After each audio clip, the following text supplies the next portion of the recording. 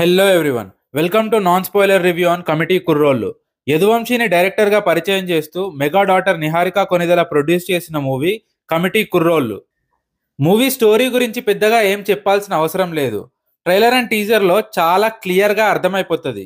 విలేజ్లో friendship, childhood memories, జాతర, cost, politics, elections వీటి చుట్టే మూవీ నడుస్తూ ఉంటుంది అని. సో ఈ ఎలిమెంట్స్ అన్ని లింక్ చేస్తూ రన్ అయ్యే ఒక డ్రామానే మూవీ. సో అది ఎలా చేశారు అనేది మూవీలో చూడాల్సిందే, కానీ ఎలా ఉంది అనేది మనం ఇప్పుడు మాట్లాడుకుందాం.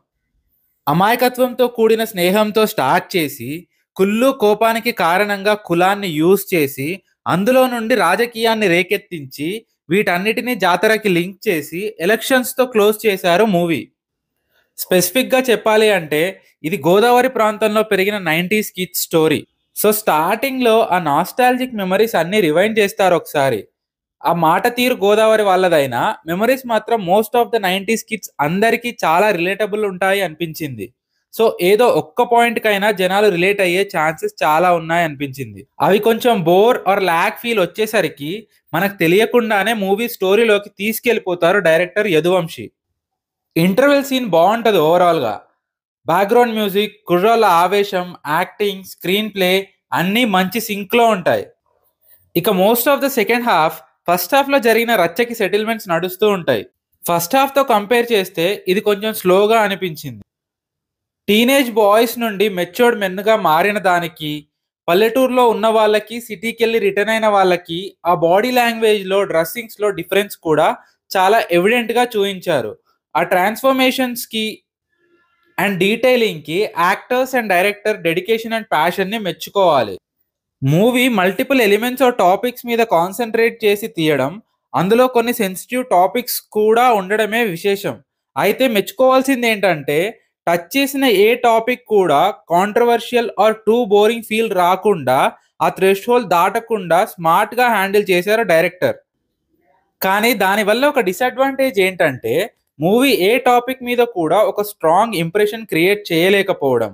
మూవీ చూసేటప్పుడు ఒక చిన్న ఆలోచన స్టార్ట్ అవుతుంది, కానీ చూసి వెళ్ళిపోయాక ఆ ఇంప్రెషన్ ఉంటుందా అంటే డౌటే. కానీ డైరెక్టర్స్ పాయింట్ ఆఫ్ వ్యూ కూడా అదే అయ్యుండొచ్చు. చూసే వాళ్ళలో ఆ థాట్ ప్రాసెస్ ట్రిగ్గర్ చేయడం, తర్వాత దాన్ని ఆడియన్స్ క్యారీ చేస్తారా అక్కడే వదిలేస్తారా అనేది ఒక ఇండివిజువల్స్ చాయిస్. అంతవరకు అయితే డైరెక్టర్ సక్సెస్ అయ్యాడు అనే చెప్పొచ్చు. ఇక టెక్నికల్ ఆస్పెక్ట్స్కి వస్తే Anudeep Dev music biggest asset of the movie అని చెప్పొచ్చు.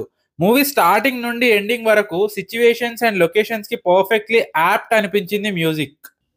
సాంగ్స్ కూడా మోస్ట్లీ స్టోరీతో రన్ అయ్యేవి కాబట్టి మూవీ సక్సెస్లో మ్యూజిక్ కూడా చాలా ఇంపార్టెంట్ ఫ్యాక్టర్ అని చెప్పొచ్చు. జాతర song, interval background music highlight. లాస్ట్లో ఎలక్షన్స్ మీద వచ్చే స్వాగ్ సాంగ్ కూడా బాగుంటుంది. కెమెరా వర్క్ కూడా మూవీ చూడ్డానికి విజువల్లీ ఎక్కడ ఏం ఫ్లాస్ ఉన్నట్టు అనిపించలేదు.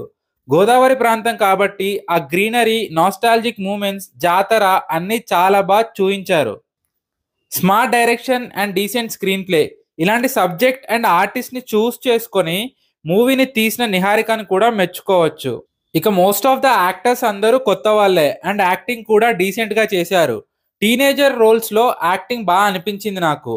ప్రసాద్ బెహ్రా, త్రినాథ్ వర్మ అండ్ సాయి కుమార్ కొన్ని సీన్స్లో నోటిసబుల్ పర్ఫార్మెన్స్ ఇచ్చారు. ఓవరాల్గా మూవీ బాగుంది, అందరూ చూడొచ్చు అనిపించింది. దాట్స్ ఆల్ అబౌట్ కమిటీ కుర్రోళ్ళు.